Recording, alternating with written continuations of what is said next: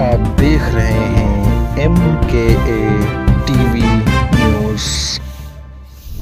हमारे स्टॉल्स और शॉपकीपर्स को उनका नेम डिस्प्ले करना होता है, तो आप इसको किस तरह से देखते हैं? आपने ट्वीट भी किया है इसके बारे में।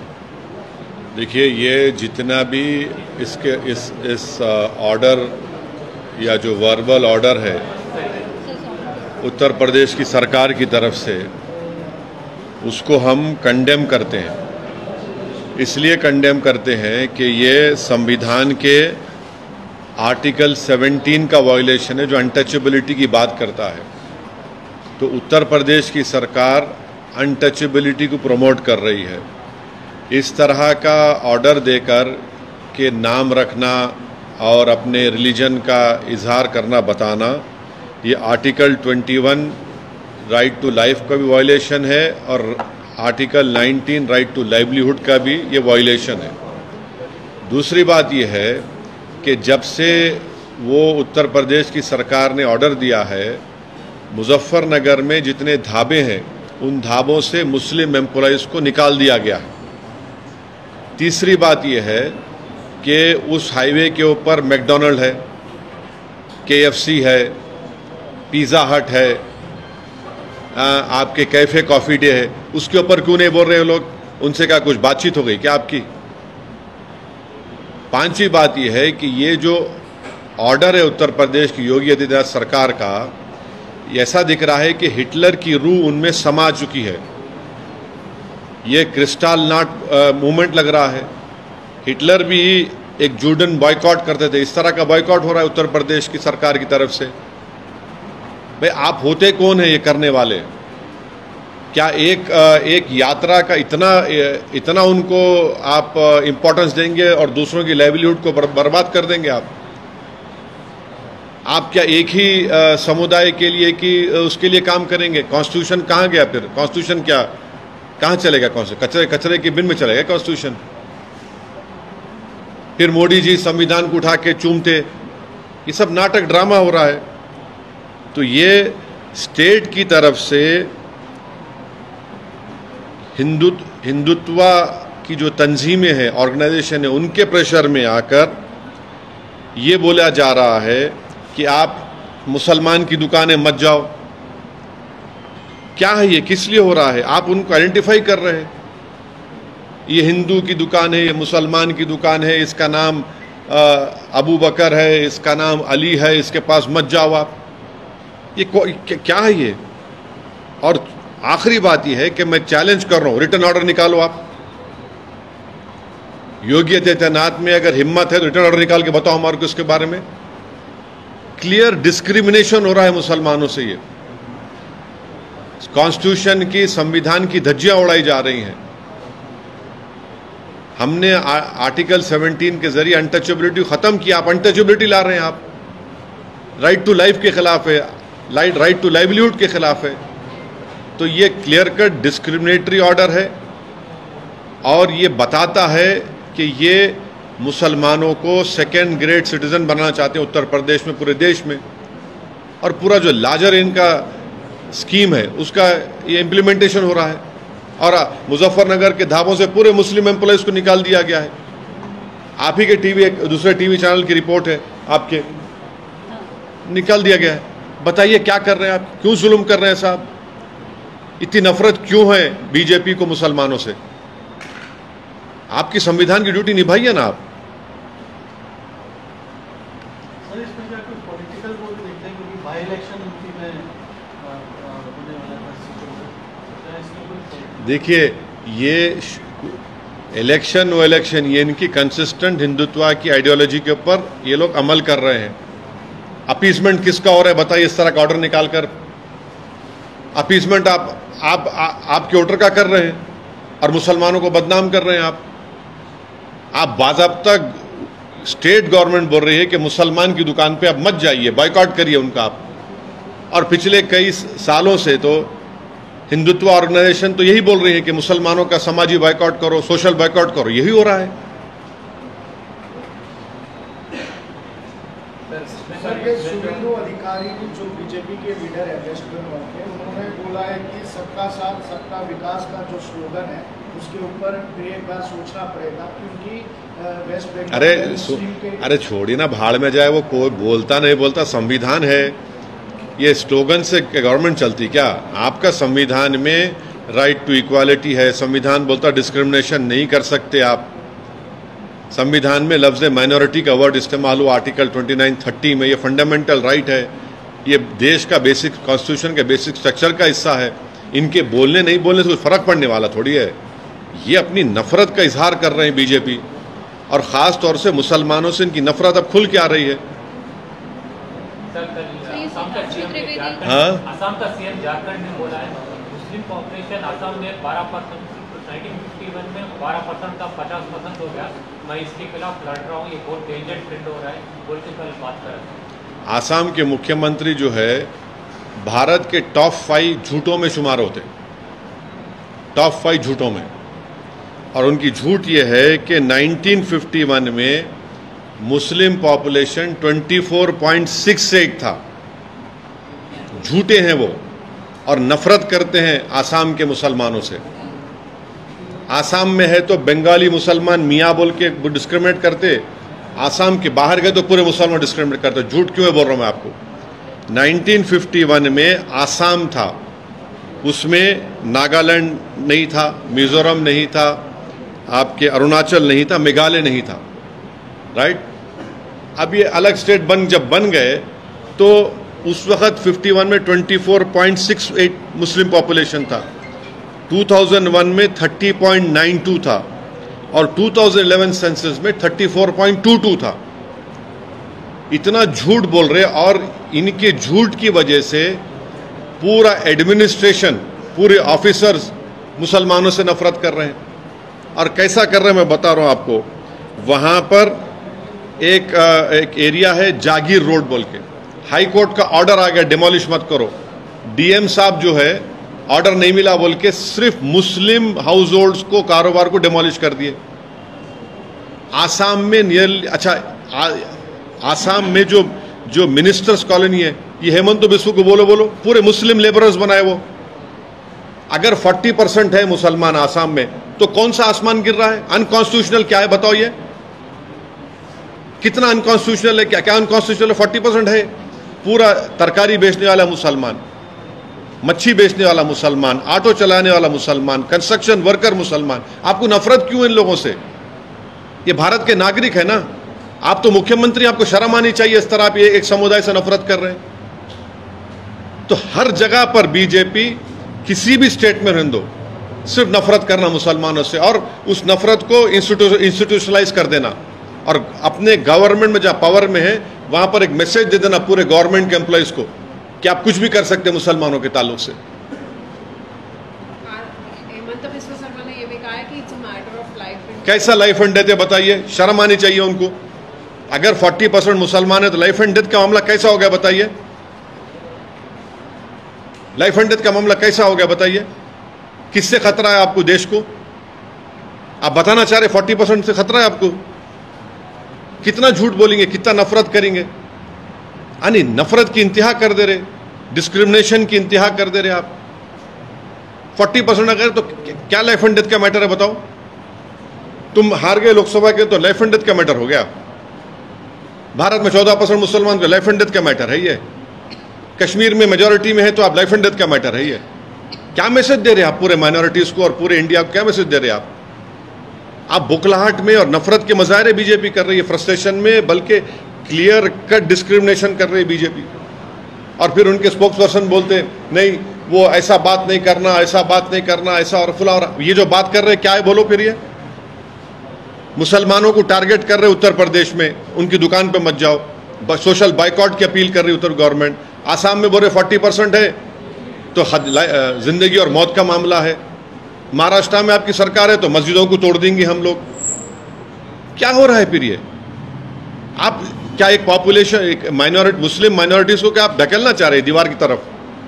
रेडिकलाइज कौन हो रहे हैं बताओ फिर?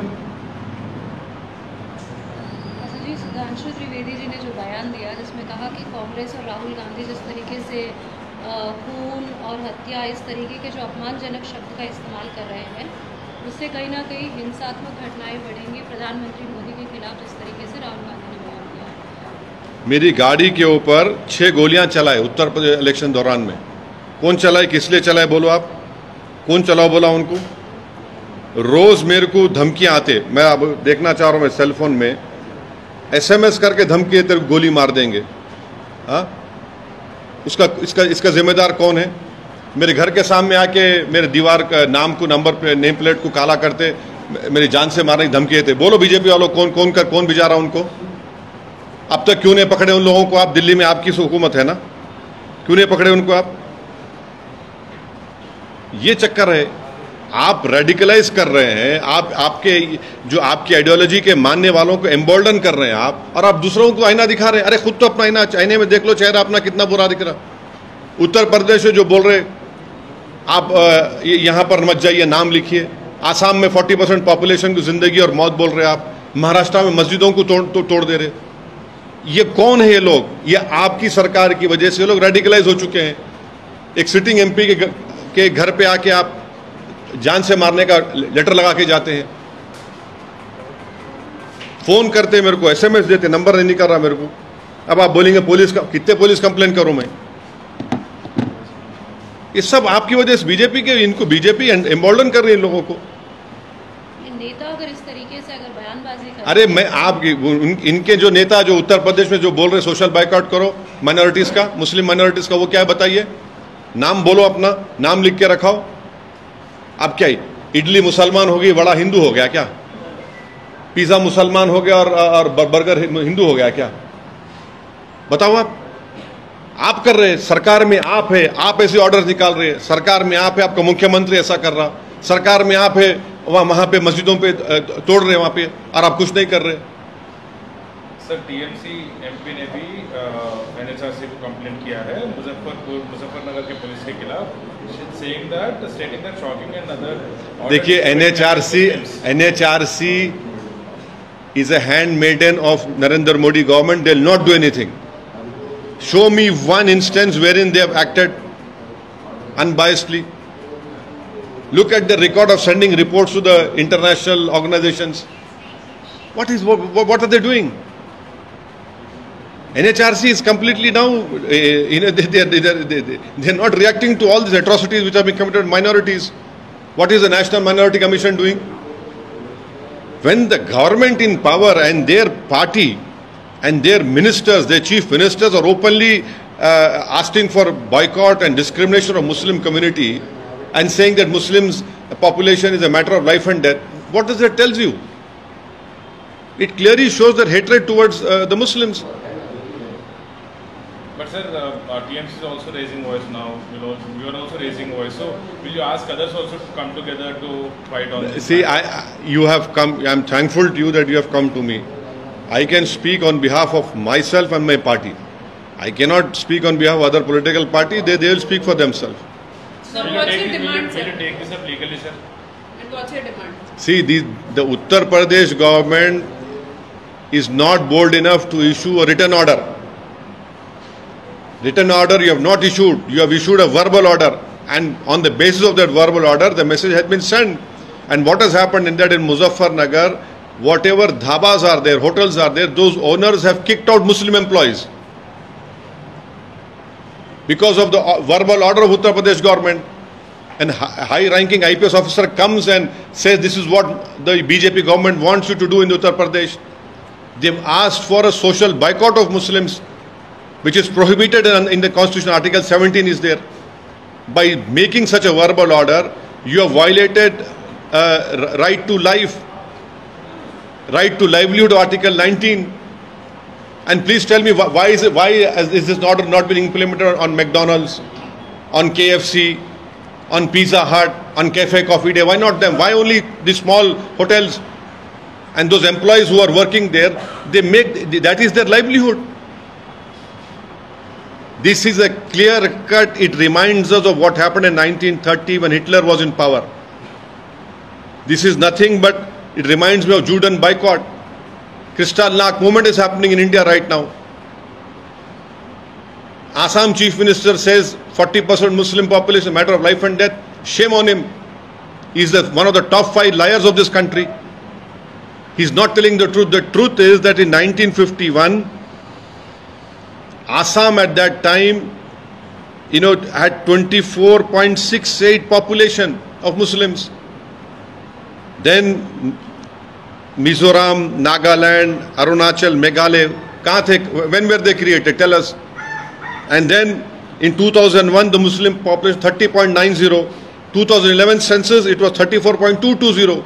Now we are in 2024. It might be or 40%. So what? Who constructed this ministers' colony? The Muslim laborers. Who sells vegetables? Sells fish, meat, auto drivers, laborers. Why are you so fearful with this population? They are Indians. You don't have the right to call them in this way. Matter of life. What matter of life and death? Politically, you should lose. I hope you lose badly over there in Assam. I hope that your party is wiped out on the face of Assam. But you have no right whatsoever to target 40% of Muslim Assam. What is the message you are sending to the whole country? It is the BJP leaders and the chief ministers who are indulging in this dog whistle politics, who are openly asking for social boycott or openly saying Muslims are a threat to this country. This is their clear-cut policy of discrimination and hatred. It feels like we are living in 1930 Hitler's era now. Budget session start हो रहा है, उसको लेके कुछ अभी जब budget session शुरू होगा तब बोलेंगे ना, अभी क्या बोलेंगे? सर, मुहर्रम के मौके पर एक जुलूस निकाला गया था उत्तर प्रदेश और मध्य प्रदेश में, वहाँ पर फलस्तीन के झंडे लहरा गए, तो उन लोगों के आप फलस्तीन का स्टैंप निकाले, जो निकाला उसको डालो जेल में। कौन स्टैंप निकाले थे? निकालो, आपकी सरकार बीजेपी निकाले ना, निकालो जेल में डालो उसको।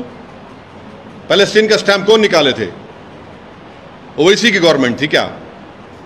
आप स्टैम्प निकाले, डालो जेल में उन लोगों को, स्टैम्प निकालने वाले को। और स्टैम्प अगर फ्लैग निकाले तो कौन से कानून में बुक कर रहे हैं आप उनको? अमेरिका के सेनेटर्स आए थे, 10 सेनेटर हिमाचल प्रदेश गए थे दलाई लामा से मिलने के लिए। वहां अमेरिका के फ्लैग लहराए, केस नहीं बुक करेंगे उनके पर तुम? मोदी गवर्नमेंट अमेरिका का फ्लैग लहराए तो केस नहीं बुक होगा, पैलेस्टाइन लहराए तो केस बुक होगा। क्या नफरत है आप लोगों को? अमेरिका के 12 सेनेटर्स आए थे वहां पे, जिसको प्राइम मिनिस्टर बाद दिल्ली मिले। दलाई लामा से मिलने गए वहां पर तो पूरे अमेरिकन फ्लैग जलाए। अरेस्ट करो लोगों को भी आप, वहां भी तो देखो ना क्या हो रहा। फिर आप बोलो अरेस्ट करो बोल के आप एक डिसीजन लो। आप सिर्फ नफरत करना। ये जो रशिया वाला जो मामला है उसमें कुछ लोग अभी भी हैं जिनको अभी तक अब प्राइम मिनिस्टर जाकर गवर्नमेंट ऑफ इंडिया ये बोली कि उनको वापस लेकर आएंगे। अभी भी गुलबर्गा का एक बच्चा है, कश्मीर के बच्चे हैं, पंजाब हरियाणा के बच्चे हैं, उनको फौरन लाना चाहिए। आपकी जब वहाँ की रशिया की सरकार से बात हुई तो लाना चाहिए, उनको वापस लाइए। वहाँ के हम रिक्वेस्ट करेंगे वहाँ के इंडियन एम्बेसडर से, हमारे एम्बेसडर स्टाफ से, कि वो रशिया की गवर्नमेंट से कोऑर्डिनेट करके उनको प्रेशर डाल के हमारे इंडियंस को वापस लेकर आए। आप यहाँ पर सेफली लेकर आए। उनके पेरेंट्स परेशान है, बच्चे परेशान है, उनके सब लोग परेशान है। कुछ लोगों को डिक्लेयर डेथ भी बोला गया, लेकिन मार्च या फरवरी की बात है, लेकिन अभी तक नहीं हुआ। क्या वही हम उम्मीद करेंगे कि उनका जो भी उनका जिंदा है तो वापस लेके आइए। अगर उनका डेथ हो गया तो कम से कम ऑफिशियली बता के उनकी डेड बॉडी मिल सकती तो वापस इंडिया को लेकर आइए। ओके।